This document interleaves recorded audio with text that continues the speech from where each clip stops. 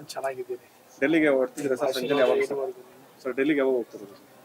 ನಾಳೆ ಹೋಗ್ತಿದ್ದೀರಾ ಸರ್? ನಾಳೆ ಬೆಳಗ್ಗೆ ಹೋಗ್ತೀನಿ. ಇಲ್ಲ ಅಂತ ಹೇಳಿದ್ರೆ ಮಕ್ಕಳ ಜೊತೆ ಇಲ್ಲೇ ಆಟ ಆಡ್ಕೊಂಡು ಇಲ್ಲೇ ಇರ್ತೀನಿ. ಇಲ್ಲ ಅಂದ್ರೆ ಇಲ್ಲೇ ಇರ್ತೀನಿ. ಅಲ್ಲ ಸರ್, ಅಂದ್ರೆ ಓಟ್ ಚೋರಿ ಪ್ರೋಗ್ರಾಮ್ ಇದೆ. ನಾಯಕರಾದ ಡಿ.ಕೆ. ಶಿವಕುಮಾರ್ ನೇತೃತ್ವದಲ್ಲಿ ನಮ್ಮ ವಿಧಾನಸಭಾ ಕ್ಷೇತ್ರದ ಸಾಕಷ್ಟು ಜನ ಮುಖಂಡರು ಹೋಗ್ತಾ ಇದ್ದೀವಿ. ಅದಕ್ಕೆ ನಾನು ಬೆಂಬಲವನ್ನು ಸೂಚನೆ ಮಾಡಬೇಕು. ಇಲ್ಲ ನಾವು ಹೋಗ್ತಾ ಇರೋದು ಓಟ್ ಚೋರಿ ಕಾರ್ಯಕ್ರಮಕ್ಕೆ. ಅದು ಜೊತೆಗೂ ಕೂಡ ವರಿಷ್ಠರು ಭೇಟಿ ಮಾಡುವಂತ ಸಾಧ್ಯತೆಗಳು ಇರ್ತವೆ ಸರ್. ಚಲುವರಾಯಣ ನಾವು ಯಾರು ವರಿಷ್ಠರನ್ನ ನಾವು ಭೇಟಿ ಮಾಡ್ತಾ ಇಲ್ಲ. ಈಗಾಗಲೇ ನಾವೆಲ್ಲರೂ ಅವ್ರಿಗೆ ಮನವಿ ಮಾಡಿದ್ದೀವಿ. ಆ ಮನವಿಗೆ ಸ್ಪಂದನೆಯನ್ನು ಸಿಕ್ಕಿದೆ. ಸೊ ಆದಷ್ಟು ಬೇಗ ಒಂದು ತೀರ್ಮಾನವನ್ನು ತಗೊಳ್ತಾರೆ. ಸರ್, ಜನವರಿ ಕಾದ್ ನೋಡಿ ಅಂತ ಹೇಳಿದ್ದಾರೆ ಸರ್. ಜನವರಿಗೆ ಇವತ್ತು ಹೇಳ್ತೀನಿ. ಏನ್ ಸರ್ ಅದು ವಿಚಾರ? ಇವತ್ತು ಹೇಳ್ತೀನಿ, ಡಿ.ಕೆ. ಶಿವಕುಮಾರ್ ಅವ್ರಿಗೆ ಮುಖ್ಯಮಂತ್ರಿ ಸ್ಥಾನವನ್ನು ಬಿಟ್ಕೊಡ್ಬೇಕು, ಅವ್ರಿಗೆ ಅವಕಾಶ ಕೊಡಬೇಕು, ಅವರೊಂದ್ಸಲ ಮುಖ್ಯಮಂತ್ರಿ ಆಗಬೇಕು ಅಂತ ಹೇಳಿದ್ದೀವಿ.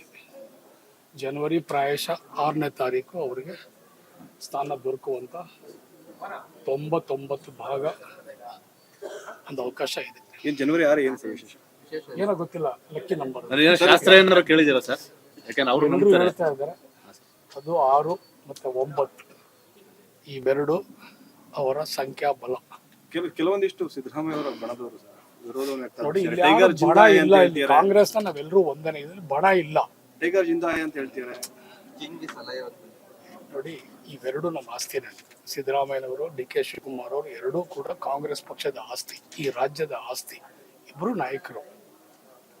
ನಮ್ಮ ಬೇಡಿಕೆ ಶಿವಕುಮಾರ್ ಅವ್ರಿಗೆ, ಅವರ ಹೋರಾಟಕ್ಕೆ, ಅವ್ರ ಶ್ರಮಕ್ಕೆ, ಅವ್ರು ಮಾಡಿದಂಥ ಒಂದು ಕಾಂಗ್ರೆಸ್ ಪಕ್ಷದ ಸಂಘಟನೆ, ಇದಕ್ಕೆ ಒಂದು ಪ್ರತಿಫಲ ಸಿಕ್ಕಬೇಕು, ಒಂದು ಫಲ ಅವ್ರಿಗೆ ದೊರಕಬೇಕು ಅನ್ನೋದನ್ನೇ ನಾವು ಅಭಿಲಾಷೆ. ರಾಜಣ್ಣ ಅವ್ರು ನೋಡಿದ್ರೆ ಸರ್, ನಾನು ಡಿ.ಕೆ. ಅವರು ಏನಾರ ಸಿಎಂ ಆದ್ರೆ ನಾವು ಸಚಿವ ಸಂಪುಟಕ್ಕೆ ಹೋಗೋದಿಲ್ಲ ಅಂತ ಹೇಳ್ತಾರೆ. ಅಲ್ಲ, ಈಗಾಗಲೇ ಅವ್ರಿಗೆ ಹೇಳಿದಾರಲ್ಲ, ಅವ್ರಾಗಲೇ ಅವ್ರಿಗೆ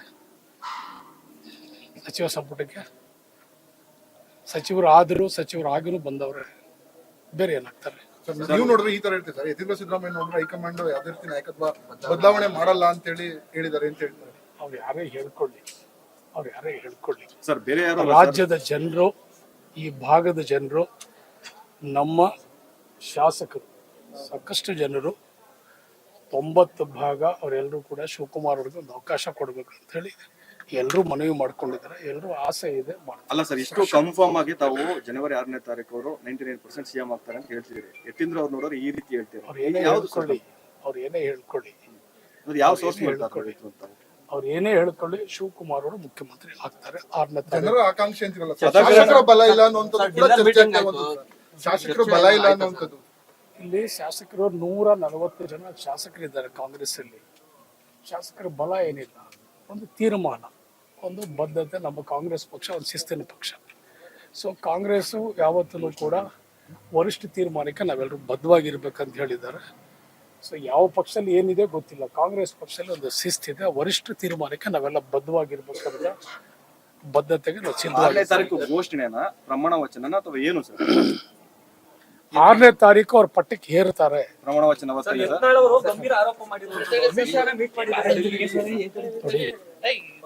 ಅವರು ನಮ್ಮ ವಿರೋಧ ಪಕ್ಷದಲ್ಲಿ ಇರೋರು, ಯತ್ನಾಳ್ ನಮ್ಮ ಪಕ್ಷದವರಲ್ಲ. ಕ್ಯಾಮ್ರಾ ಸರ್, ಅವ್ರ ಕರ್ತವ್ಯ ಏನು?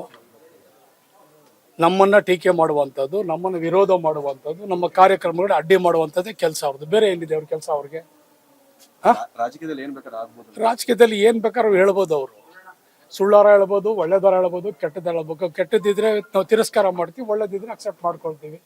ಅವ್ರ ಕರ್ತವ್ಯನೇ ಅದು. ಅದ್ರಲ್ಲಿ ಏನಿದೆ? ಯತ್ನಾಳ್ ಆದ್ರೂ ಬೇರೆಯವ್ರು ಆದ್ರೂ, ಯತ್ನಾಳ್ ಅವ್ರ ಪಕ್ಷದ ವಿಚಾರವಾಗಿ ಅವ್ರು ಮಾತಾಡ್ಕೋಬೇಕು. ಅವ್ರಿಗೆ ಈಗಾಗಲೇ ಯಾವ ಸ್ಥಾನ ಕೊಟ್ಟಿದ್ದಾರೆ? ಅವ್ರಿಗೆ ಉಚ್ಚಾಟನೆ ಮಾಡಿ ಕೊನೆಯಲ್ಲಿ ಹಿಂದೆ ಕೂರಿಸಿದಾರಲ್ವ? ಅವ್ರಿಗೆ ಮುಂದೆ ಇದ್ದಾರೆ, ಅವರು ಮುಂದೆ ಇಲ್ಲ, ಹಿಂದೆ ಕೂತಿದ್ದಾರೆ. ಸರ್, ಅವತ್ತು ಸಿಎಂ ಮಾತ್ರ ಮತ್ತೆ ಬೇರೆ ಶಾಸಕರುಗಳು ಮತ್ತೆ ರಿಷಫಲ್ ಇರುತ್ತಾ ಏನು ಸರ್? ನಾವು ಶಿವಕುಮಾರ್ ಅವರು ಮುಖ್ಯಮಂತ್ರಿ ಆಗೋದು ಮಾತ್ರ ನಮ್ ಕನಸು.